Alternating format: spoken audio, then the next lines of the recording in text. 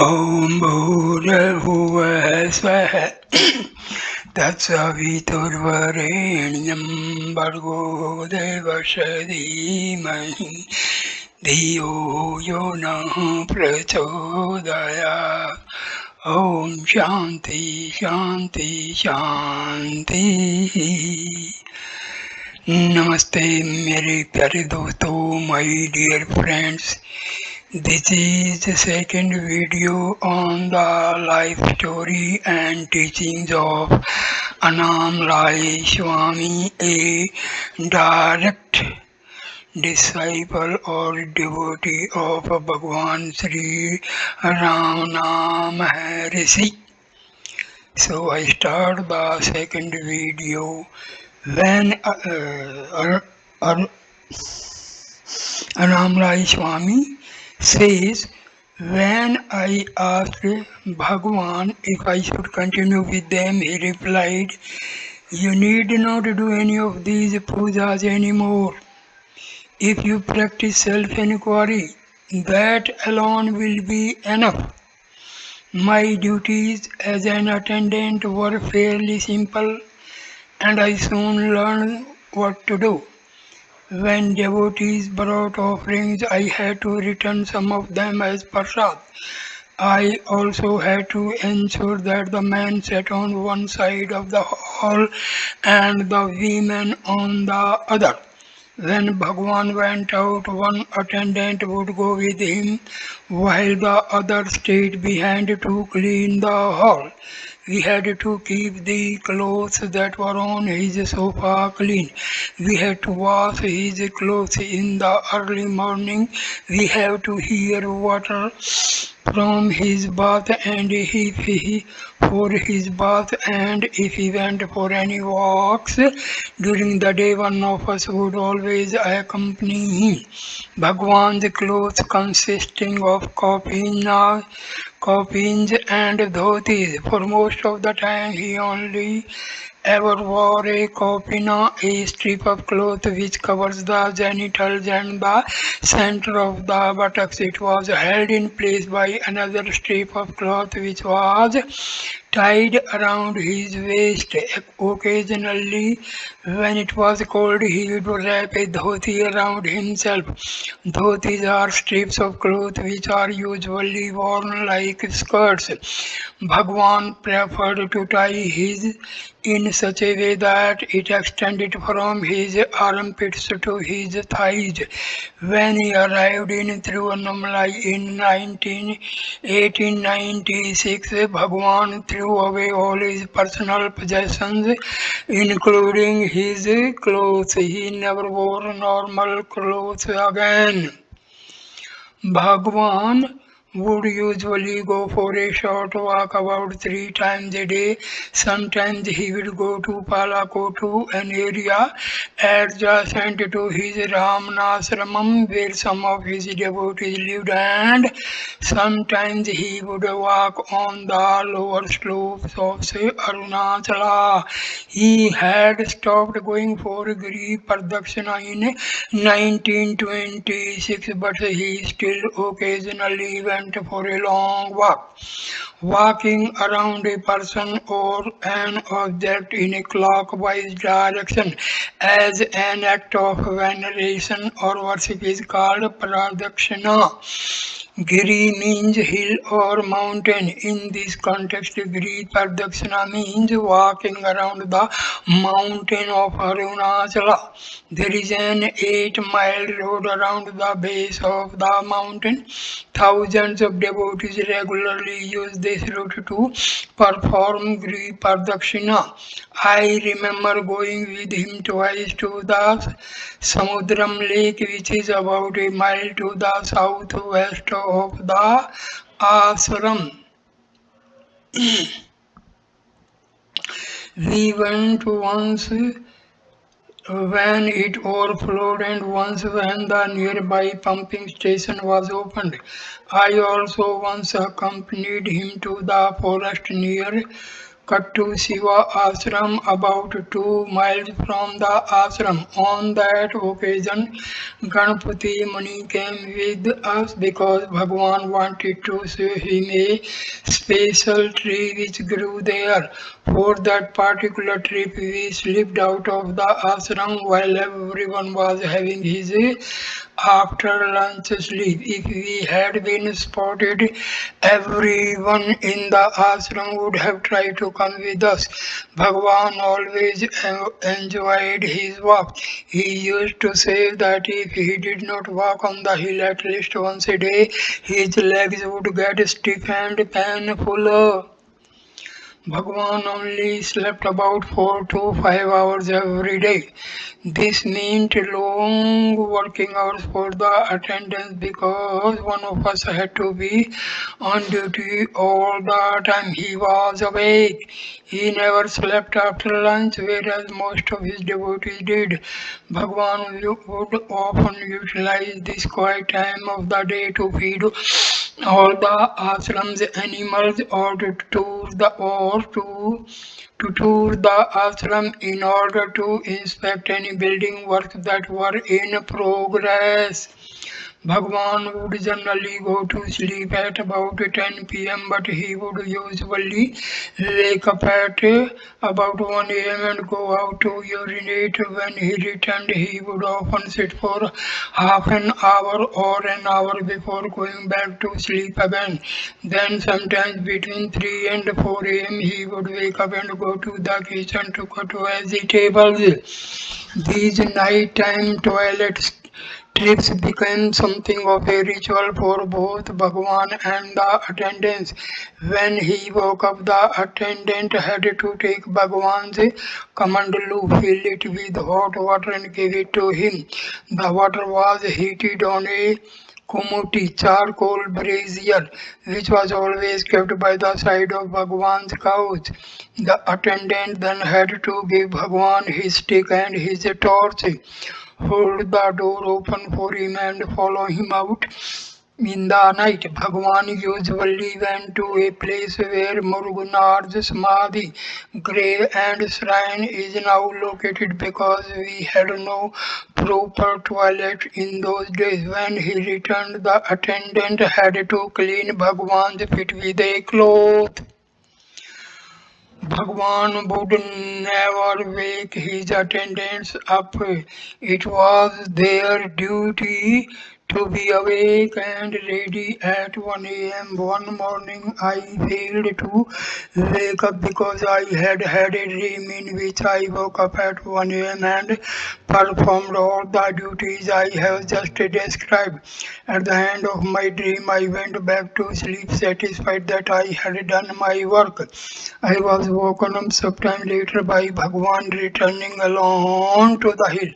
I apologized for oversleeping and told Bhagwan that I had dreamed about doing all the usual services for him and had then gone back to sleep. Bhagwan laughed and said, "The services you did for the dream, Swami, are for me only." When I first came to the ashram, there were still some leopards in the area. They rarely came into the ashram, but at night they often frequented the place where Bhagwan used to urinate. I remember him meeting one on one of his nocturnal trips. He was not the least bit afraid. He just looked at the leopard and said, "Poda, go away," and the leopard just walked away. Soon after I came, I was given a name by Bhagwan. My original name had been Sela Perumal. One day Bhagwan casually mentioned that I reminded him of a man called Annamalai Swami who had been his attendant at Sakanda Ashram. He started to use this name as a nickname for me. When the devotees heard this, they all followed suit, and within a few days my name New identity was firmly established. Bhagavan lived at Sakandashram on the eastern slopes of the Arunachala from 1916 to 1922. Annamalai Swami died there during a plague outbreak in 1922. When I had been an attendant for about 2 weeks, the collector from Vellore, the senior most civil servant from the local district headquarters, came to have Bhagwan's darshan. He was called Ranganathan and he brought a large plate of sweets as an offering to Bhagwan. Bhagwan asked me to distribute the sweets to everyone in the ashram, including those who were not then present in the hall. While I was distributing the sweets to the people outside the hall, I went to a place where no one could see me and secretly helped myself to about double the quantity that I was serving to everyone else. When the distribution was completed, I went back to the hall and put the plate underneath Bhagwan's sofa. Bhagwan looked at me and said, "Did you take choice as much as everyone else?" I was shocked because I was sure that no one had seen me do it. I took it when no one was looking. How does Bhagwan know? Bhagwan made no answer. This incident made me realize that it is impossible to hide anything from Bhagwan. From that time on, I automatically assumed that Bhagwan always knew what I was doing. This new knowledge made me more alert and more attentive to my work because I did not want to commit any similar mistake again. It was also the attendant's job to protect Bhagwan from eccentric or misguided devotees. I remember one incident of this kind very clearly. A boy about 20 years of age appeared in the hall wearing only a loin cloth. After announcing to everyone that he also was Jnani, he went and sat on the sofa next to Bhagwan. Bhagwan made no comment about this, but very soon afterwards he got up and went out of the hall. While he was away, I took the opportunity to eject this impostor. All of us in the hall were annoyed by his arrogance and his presumption, and I must admit that I handled him rather roughly while I was throwing him out. I also forbade him from coming into the hall again. When peace had been finally restored, Bhagwan came back into the hall and resumed his usual position on the sofa. I was very happy to have found such a great Guru as Bhagwan.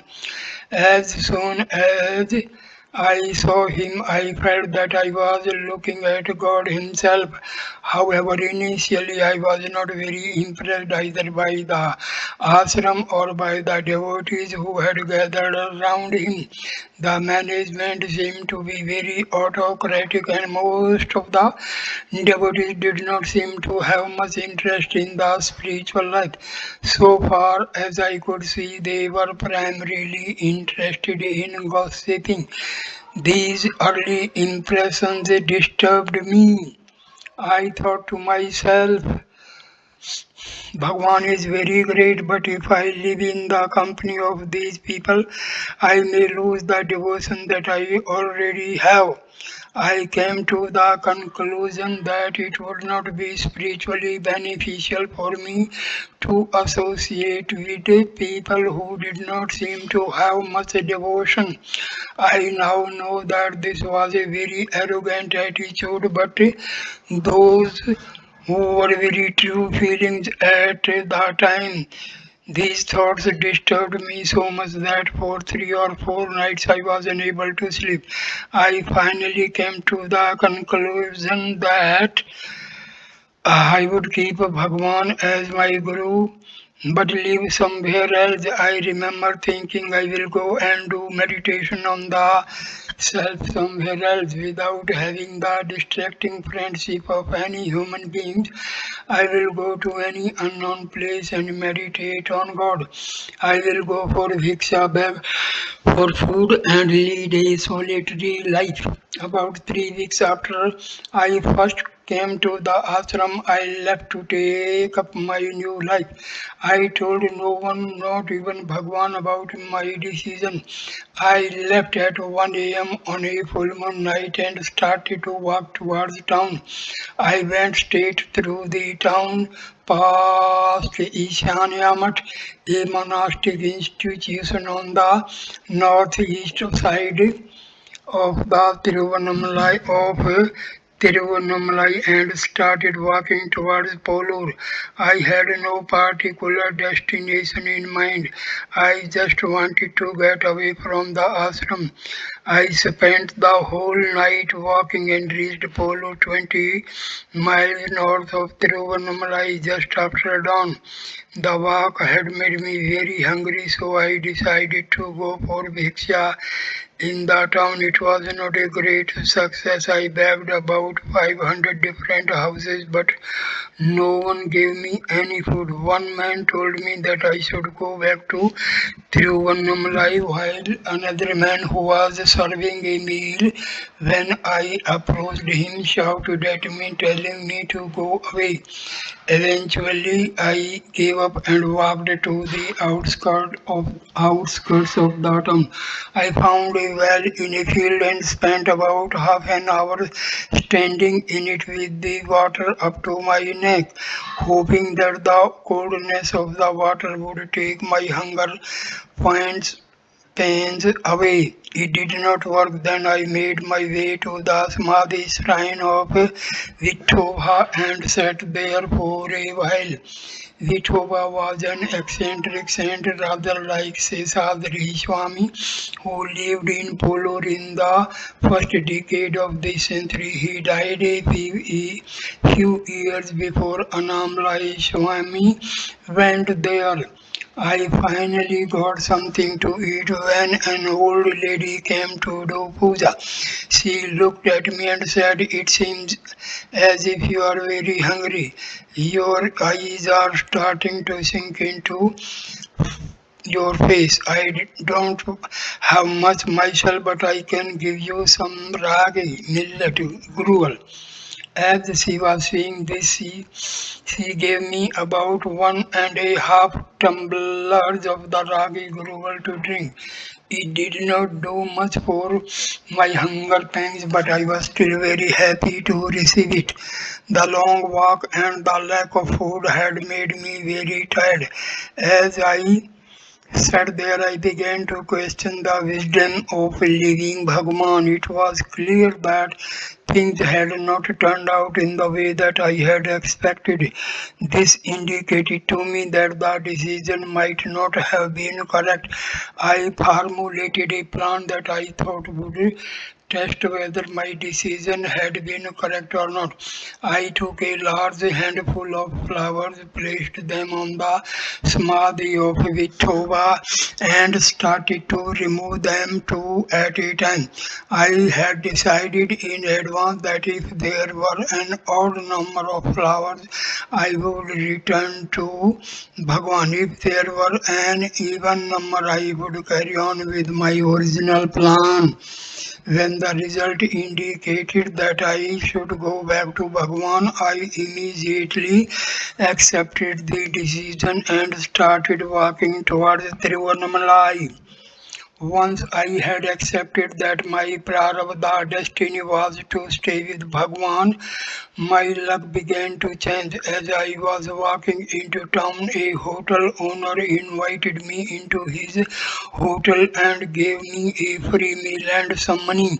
He even He even prostrated to me. I had decided to return to Tiruvannamalai by train because I wanted to get back to Bhagwan as soon as possible. But before I could reach the station, some more people invited me into their house and asked me to eat. I ate a little food there and then excused myself on the ground that I had just eaten a big meal. I had decided to try to travel without a ticket, wrongly assuming that the money I had been given would not be enough for the journey. My good luck continued on the train. Halfway to Tiruvannamalai, a ticket inspector came to inspect all the tickets. I seemed to be invisible to him, for I was the only person in the carriage who was not asked to produce a ticket. A similar thing happened at the end of the journey when I paused in front of the ticket collector on the station platform. He said, "You have already given your ticket, go, you are holding the others up." Thus, by Bhagwan's grace, I escaped on both occasions. I walked the remaining distance to the ashram. On my arrival, I went straight to Bhagwan, prostrated before him, and told him everything that had happened. Bhagwan then confirmed that it was my destiny to stay at Ramanasramam. Looking at me, he said, "You have work to do here. If you try to live without doing the job that are destined for you, where can you go?" After saying this, Bhagwan looked at me intently for a period of about 15 minutes. As he was looking at me, I heard a verse repeating itself inside me. It was so loud and clear, it felt as if someone had implanted a radio there. I had not come across this verse before. I only discovered later that it was one of the verses from Ulladu Narpadu Anubandham, one of Bhagavan's philosophical poems which deals with the nature of reality. The verse says, "The supreme state which is praised and which is attained here in this life by clear self-inquiry, which rises in the heart when association with a sadhu is gained, is impossible to attain by listening to preachers, by studying and learning the meaning of the scriptures, by virtuous deeds or by any other means." Although the word sadhu generally refers to someone who is pursuing a spiritual career full time, in this context it means someone who has realized the self. The meaning was very clear. Staying near Bhagwan would be more beneficial for me than doing sadhana alone in some other place. At the end of the 15 minutes, I didn't namas, namaskaramam Namaskaram to Bhagwan and said, "I will do whatever work you order me to do. But please also give me moksha, liberation. I do not want to become a slave to Maya." Illusion. Bhagwan made no reply, but I was not perturbed by his silence. Somehow the mere asking of the question had made my mind peaceful. Bhagwan then asked me to go and eat some food. I replied that I was not hungry because I had recently eaten. I added, "I don't want food, all I want is moksha, freedom from sorrow." This time Bhagwan looked at me, nodded and said, "Yes, yes." This was from Ulladu Narpadu Anubandham on the greatness of association with self-realized being is one of five on the subject, while Bhagwan incorporated in the poem. He discovered the original Sanskrit verses on a piece of paper which had been used to wrap some sweets. He liked the ideas they conveyed so much he translated them into Tamil himself and put them at the beginning of Ulladu Narpadu Anubandham. The other four verses are as follows. By satsang, association with reality, or more commonly with realized being, the association with the objects of the world will be removed. When that worldly association is removed, the attachments or tendencies of the mind will be destroyed. Those who are devoid of mental attachment will perish in that which is motionless. Thus they attain Jivan Mukti, liberation while still alive in the body. Cherish their association. If one if one gains association with sadhus, of what use are all the religious observances when the excellent cool southern breeze itself is blowing? What is the use of holding a hand fan? Heat will be removed by the cool moon, poverty by the celestial wish, fulfilling trees and sin by the Ganges, but know that all these beginnings with the heat will be removed merely by having the darshan sight of incomparable sadhus, sacred bathing places which are composed of water and images of deities which are made of stone and earth cannot be comparable to those great souls, Mahatmas. What a wonder! The bathing places and deities bestow purity of mind after countless days, where such purity is instantly bestowed upon people as soon as sadhus see them with their eyes. Several years after this incident, Annamalai Swami asked Bhagwan about one of these verses. We know where the moon is and we know where the Ganga is, but where is this fulfilling tree? If I tell you where it is, replied Bhagwan, will you be able to leave it? I was puzzled by this peculiar answer, but I did not pursue the matter. A few minutes later, I opened a copy of Yoga Vasishtha, which was lying next to Bhagwan. On the first page I looked at, I found a verse which said, "The Jnani is the wish fulfilling tree." I immediately understood Bhagwan's strange answer to my question. Before I had a chance to tell Bhagwan about this, he looked at me and smiled. He seemed to know that I had found the right answer. I told Bhagwan about the verse, but he made no comment. He just carried on smiling at me. So the video ends here. Thank you, my dear friends, for watching this video. Please like, comment, and share the video and subscribe the channel. Namaskar, my dear friends. Namaskar, namaskar, namaskar.